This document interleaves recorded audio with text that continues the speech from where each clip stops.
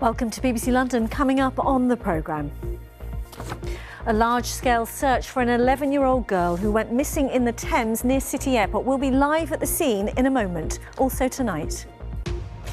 1 week to go until the controversial Silvertown Tunnel opens to traffic. We go underground to check out London's latest river crossing. For the first time, we have been allowed inside the controversial Silvertown Tunnel, and the first thing that strikes you is its size. It is very, very big. We'll have all you need to know about tolls and discounts. Plus, more weekly flights from Southend as EasyJet opens a new base there 5 years after the pandemic. And how your donations of wool enabled a London knitting group to continue their special deliveries to premature babies.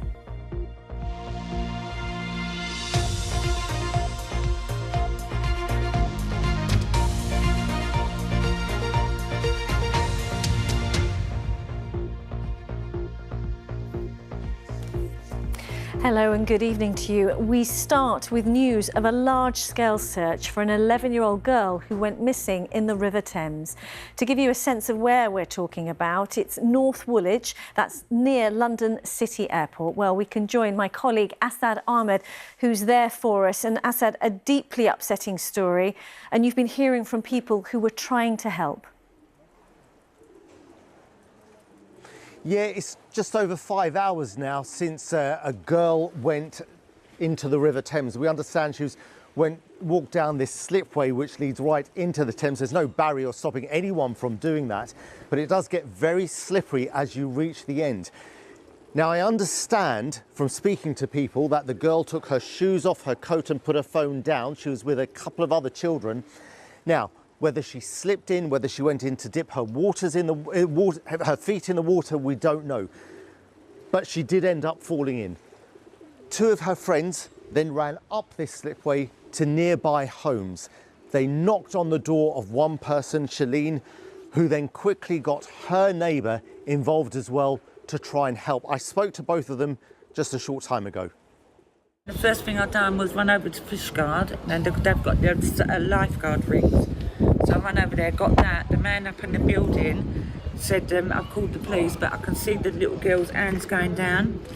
So with that, I literally run over to there, but I couldn't find her. And then the police come, and I found her clothes, socks, shoes, and a jacket and a phone. Yeah, a mobile phone. And the little boy that was actually with her, he turned around and said that I tried to hold her hand to pull her out, but my hand slipped. And that little boy, he needs to have counselling because it's going to affect him sometime. And they still haven't found her, and it's been like 4.5 hours now, and they've not found her. Yeah, just after all that happened, Coast Guard helicopters, police helicopters were up in the sky, and they have been until maybe about 20 minutes ago. All this area was cordoned off. Police have removed that cordon, the helicopters have moved down. We're waiting to find out what they either have found or haven't found. We don't know. We do know the girl's parents were down here just a matter of minutes ago, and we're waiting to hear official confirmation one way or another as to what happened. But it's really shocked the local people around here. There were a number of people on their balconies in the flats just nearby overlooking who saw what happened, and they're very moved and upset, they say, with what they've seen. I mean, we can only speculate based on what people and eyewitnesses have told us. Well, like I say, we are waiting official word from the police, from the Coast Guards, from the RNLI as to what exactly did happen. But this is an area in shock tonight. Over here, we see the slipway into the Thames still open. And some neighbours have said to me something has to be done about this. They say it's too dangerous. Back to you. Asad, thank you for bringing us the latest there on that deeply upsetting and shocking story, as you've said. And just to say, if we hear any developments in the next half hour, we will, of course, bring it to you. Now, exactly a week today, the new and controversial Silvertown Tunnel will open to traffic. Until now, these images were all we had to go by. But tonight, we get a first look inside the capital's latest river crossing. From next Monday, tolls will be introduced to use both Silvertown and the existing Blackwall Tunnel. With more on that and what drivers need to know, here's our transport correspondent, Tom Edwards. Inside the Silvertown Road tunnel, which opens to traffic in a week's time, engineers say it's the widest in the country. For me, it's exciting being a civil engineer. You can do something for people, and they can use it for years. So it's like a legacy, and you know that you can leave something behind you, and people can drive through it and can make their way to work faster. For the first time, we have been allowed inside the controversial Silvertown tunnel, and the first thing that strikes you is its size. It is very, very big. This is the northbound tunnel, and this is the bus lane. There will be free buses across the river, but controversially, HGVs will also be allowed to use this lane. And don't forget, you will have to pay a toll to use this tunnel and the neighbouring Blackwall. These are the tolls. A motorbike will cost £1.50 off-peak, £2.50 in-peak. A car will cost £4 to drive in peak hours, with an HGV costing £10. There will be no charges at night, and there has been opposition.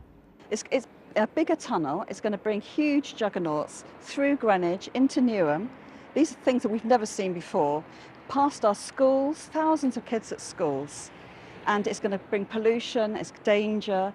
And how can we be doing this in 2025? This tunnel invites thousands of the biggest trucks and juggernauts that have ever gone through Greenwich, because they now have a tailor-made river crossing. TfL says the scheme will improve journey times and the tolls will control congestion. People will think that's unfair. What do you say to them? I think it's necessary to control congestion and make sure we deal with the environmental commitments we've made in building this tunnel in the first place. If we didn't charge, we would undoubtedly see more traffic coming into the area and pollution would not be as it was today. So it's really important that we charge for the environment and to make sure that we get the benefits of this scheme through congestion management. These cameras will check the registration plates, and then you have 3 days to pay the toll, either online or on the phone, or you can register for something called TfL Auto Pay, and it does it automatically. If you don't pay the toll, you could get a £180 fine. The controversial Silvertown tunnel and tolling on it and the Blackwall begins next Monday. Tom Edwards, BBC London. And Tom's with me now with more on this. So first of all, Tom, just remind us about discounts and exemptions for some local people. Yeah, there's quite a few. There's discounts for low-income families in 12 boroughs in East London who are on benefits like things like income support. They get 50% discount, but you have to pre-register with TfL. All this detail is on the TfL website. You should be able to see it on your screen now. Also, small businesses, sole traders, charities, they get a £1 discount per off-peak crossing. But interestingly, so far, only 3,700 have applied for all of those discounts. That's not a lot, considering 100,000 people drive through the tunnel every day. And also, blue badge users are exempt. But again, you need to register with TfL for those exemptions. Yeah, and that's the key point, that you have to register to get them. And there does seem to be some confusion around if you're already registered for auto pay for the Dartford crossing. What does that mean for the Blackwall and Silvertown tunnels? Yeah, a lot of people use that crossing, but the Dartford crossing and the Dart charge, as it's called, is a completely different scheme. So you're going to have to register for TfL Auto Pay. Also, what's really interesting, those off-peak charges that I showed there, you only get access to those, you only get charged those if you register for TfL Auto Pay. So that's another reason why you should do it. Already, 2.7 million vehicles are registered for TfL Auto Pay. You know, we're expecting that to increase a lot more. So as we've said, a week today this happens. Will there be a grace period? Do we know? Well, that's the million-dollar question, isn't it? On other projects like ULEZ and the congestion charge, there have been grace periods where you don't get that massive fine, but Transport for London will not confirm that it will happen again. What they say is they reserve the right to send a warning letter at first. So you might get a warning letter, you might get a fine, probably best to pay via the website or on the phone. As you say, not clear whether there will be. OK, Tom, for now, thank you very much.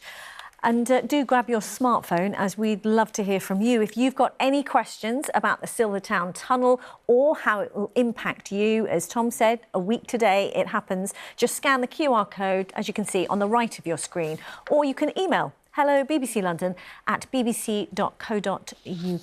Love to hear from you. A demonstration's been held outside New Scotland Yard 2 years on from the death of a well-known American drag queen called Heklina. The artist, whose real name was Stephen Grigelko, also known as Stefan, was found dead in a flat in Soho. Family and friends say more could have been done to investigate what happened. Freddie Tennyson reports. Heklina needs justice! Heklina needs justice! Queers need justice! Queers need justice! Protesters from across the LGBT+ community demanding answers to what happened to one of their own. It's 2 years since the death of drag performer Heklina, real name Stephen, seen here on the left. His body was found at a flat in Soho by friend and co-collaborator Joshua Grenell, here on the right, who performs as Peaches Christ. The cause remains unexplained. We're here sadly because after Heklina died, the Met Police basically ignored us and didn't ever give us a cause of death. We still don't have a death certificate. It's 2 years later and we don't have answers. Friends say the investigation has been slow. It wasn't until this year that the Met Police released this footage. It shows 3 men it says were at the flat hours before Stephen's body was found and say they may have vital information. Now, the Met Police says it has previously apologised to Stephen Heklina's next of kin for the frustration felt about the pace of the investigation and promised that its officers would continue to communicate with the wider LGBT+ community to address safety concerns. But for many people here today, they say it simply still isn't doing enough. We are here to send a message to the Metropolitan Police regarding the terrible way that the case of Heklina was handled, but also the broader implications that has for the kind of assumptions that police are making during investigations and how that impacts on the collection of evidence, upon the seeking of justice and of the safety of our communities. Today, the Met says it's looking at how it conducted the case. In a statement, it said, "A full review of the investigation is ongoing to establish any missed opportunities. We continue to examine all lines of inquiry in relation to Stephen's death." Stephen's death is being treated as unexpected and police have urged anyone with information to come forward. His friends say they hope this case will bring improvements. My hope is that they'll make fundamental, systemic, institutionalized changes that really make a difference so that, maybe other queer people and other minorities don't suffer this way. Freddie Tennyson, BBC London. A quick roundup of some of the day's other news stories now. A woman has been arrested after the body of a baby was found in a bag outside a church in Notting Hill last Tuesday. Police say she was detained on Saturday on suspicion of concealing a birth, neglect and infanticide. She was taken to a nearby hospital for treatment where she remains. And the Met Police have found more than £1 million worth of jewellery stolen over the last 2 years and are appealing for the owners to claim their property. The items, which include a watch belonging to a First World War officer, were mostly taken from London's South Asian community in Hounslow. 4 men are facing trial over charges of conspiracy to commit burglary.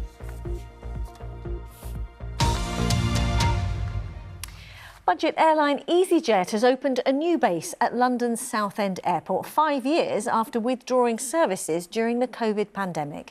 It was the airport's largest passenger airline at the time, but the lockdowns saw a 90% reduction in travellers. EasyJet says it will now run 122 flights per week across 20 routes, creating 140 jobs in the process. Jodie Halford has more. In 2019, Southend Airport was handling more than 2 million passengers a year. Then COVID hit, and all of the restrictions placed on travel meant planes were grounded, and EasyJet pulled out. Since then, the airport's changed ownership, and passenger numbers have been slowly but surely building back up, leading to the announcement that Southend will once again be an official EasyJet base. It's been tough for the airport. COVID obviously had a huge impact on UK aviation, global aviation. It's a well-known fact that regional airports took longer to come back in the UK than the airports like Heathrow and Gatwick. Now we are back, and not just about the airport, it's about the whole community. This gives the whole area a really big lift, which it really deserves. Really looking forward to it. Personally, I'd love EasyJet to grow in Southend. We have a huge opportunity to grow, and if the customers tell us what we're selling is what they want, then of course we'll grow that. I think it's a real benefit that Southend has to compete in the London area. EasyJet says the new base will create 140 jobs for pilots, cabin crew and others, and will support 1,200 jobs in the local area. Put some performance pieces in, Sam, just put them in. Yep. Sam Pyle, once the youngest pilot in the UK, is particularly pleased to be working so close to home. Quite a strong connection. I've now got a wife and 2 kids, all very local, 3 minutes away. From the early days, flying here as a private pilot in a little Cessna 152, to being back around now in the Airbus for EasyJet it's a full circle. So very, I suppose, proud, to come back to where I started. I mean, I've got friends who work as fuelers here, baggage handlers, so to be part of that community, the local community, it's great. It's great for the economy locally, it's great for Rochford and Southend, so we're really happy to be back. Bosses say they're expecting the airport's future to continue to take off, with more than 1 million passengers set to pass through Southend Airport next year. Jodie Halford, BBC London, Southend.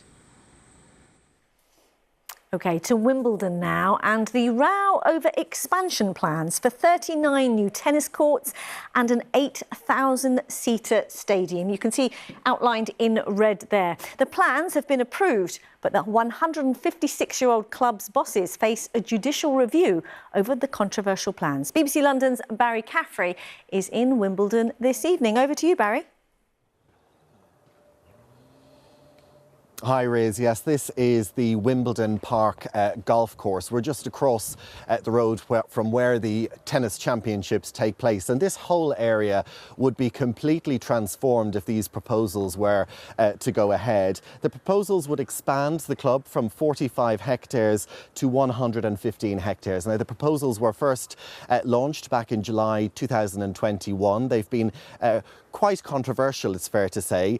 But last year, the planning permission was given the go-ahead from the Deputy Mayor of London, Jules Pipe. But last month, in February, we were told that a judicial review will be taking place. The High Court has given a date of the 8th and 9th of July. That is when the Wimbledon Championships will be underway here. Lots of local residents are very angry. They've come together and have raised more than £80,000 so far, and a crowdfunder is taking place this evening.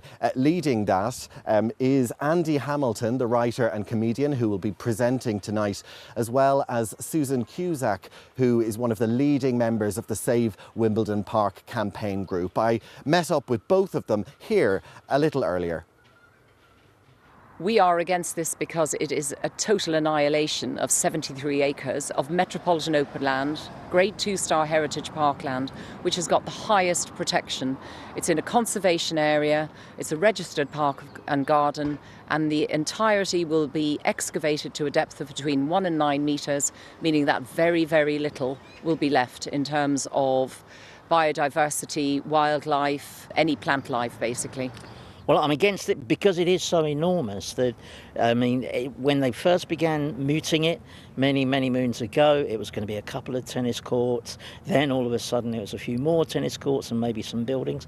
And it has ended up with as 38 tennis courts, 7 large buildings. And very late in the consultation, they introduced a 8,000-seater stadium, which is as big as the Royal Albert Hall. So that's... it will cause huge damage to the area, both to the community and the environment.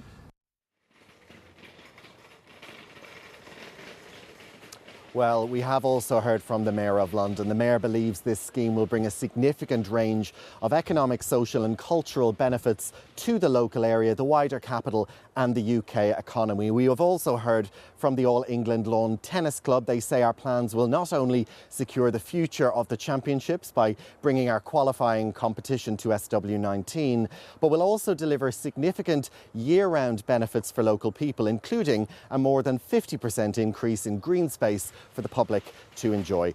These proposals to expand Wimbledon are set to go ahead. The judicial review is set for the 8th and 9th of July, meaning Wimbledon tennis could be in court while the championships are underway. Riz. OK, with the latest on that row there, Barry from Wimbledon, thank you. Now, I don't usually do a quick change mid-programme, but this fetching BBC London jumper was sent as a thank you from a knitting group in East London who create items for baby banks and premature babies in hospital.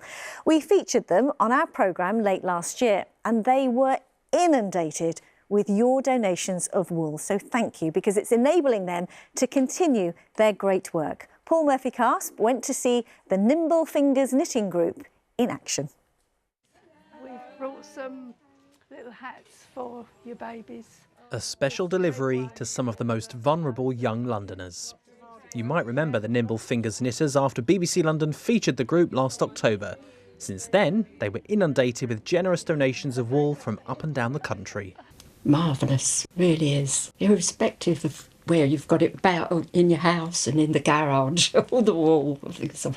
Got wool everywhere, but it's lovely. I would think we probably have about 40 sacks now, big black sacks. Everybody's been so generous. It's been wonderful. The group meets every Wednesday in Chadwell Heath and have spent the winter months making hats, blankets, hearts and other woolen treasures. Thank you so much. That's all right, you're welcome. And today, they're handing them over to the neonatal intensive care unit at Queen's Hospital in Romford. Thank you so much for Baby Zika spent a week in the NICU, so having those handmade smaller items ready to go was a real help for his parents. It feels so lovely. I think I will always remember like all the compassion, all those people who's compassionate with others, who empathize with us. A lot of parents do like knitted things, and it's something to keep that they can put in their little memory box.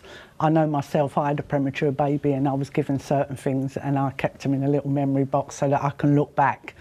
I mean, it's a long time ago now, but you know, it's nice and they do appreciate what they're given. It's obviously a difficult time for the parents, but it's nice to give them something that can remind them of their baby when they're separated, and it's quite rewarding for us as well to be part of such a special moment for the families as well. When they get that special little bit for them, parents can feel a bit like happy in a way. They're going through the toughest part of their life. When they get these tiny gifts, they feel so comforted. With the items safely handed over, the ladies are already planning their next projects.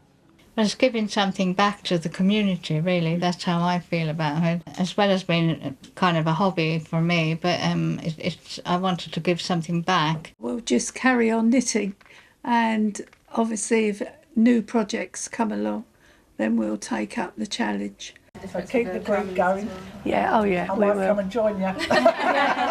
In a divided world, these small acts of kindness are helping bring people together, offering compassion for others in their toughest times. Paul Murphy-Casp, BBC London. Aren't they fabulous? And thank you again to Joyce, Kathleen and Marilyn. Now, great to see a sunny start to the week. Kate is here with the weather and it is lovely out there. And it's also been a busy weekend with the clocks going forward and a partial solar eclipse. Yeah, it's still light outside, which is lovely. The first week where we leave work and it is still light. It has been a beautiful start. We've had plenty of sunshine around. And yes, Riz is quite right. We had a busy weekend with the clocks, but also this partial solar eclipse. We had almost perfect conditions, just a little bit of high clouds. So we got to see that around 11 o'clock on Saturday morning just gone. Now this week we are in for a good week. It's dry and it's settled. We've got warm sunshine, but it might just be quite breezy at times, and that brings that breeze to be a little bit cooler.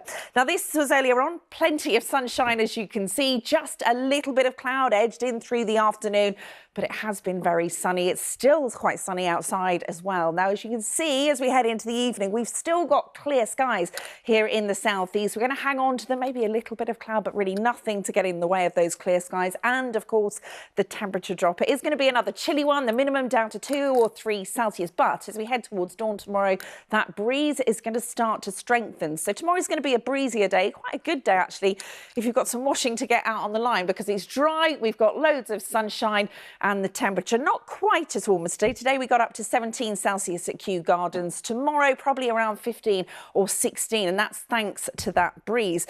But conditions remain very similar as we head overnight on Tuesday. That high pressure still with us to the east of us, but you'll notice the isobars there, they are quite squeezed, so we are going to be hanging on to that breeze as we head into Wednesday itself. But it's more of the same. We're looking at temperatures not quite so chilly overnight because of that breeze just keeping the air moving. But for Wednesday, breezy, yes, another great day for washing. And we're going to see temperatures getting up to around 16 Celsius once again. Now, as we head into Thursday, the breeze is a little bit lighter. The high pressure just starts to drift. It doesn't go anywhere fast, so don't worry. Just look at that outlook. All of that sunshine, plenty of dry weather. And as it starts to drift, we start to pull in some slightly less chilly air because the wind drops. So by Thursday and Friday, we could be seeing temperatures getting up to 19 or even 20 Celsius. Riz. Wow, thank you. And washing tips as well. Thanks, Kate. And that is it. Lots more on our website, including just how London's boroughs were named 60 years ago. From me and all the team, thanks very much for watching and enjoy the now lighter evenings. Bye-bye.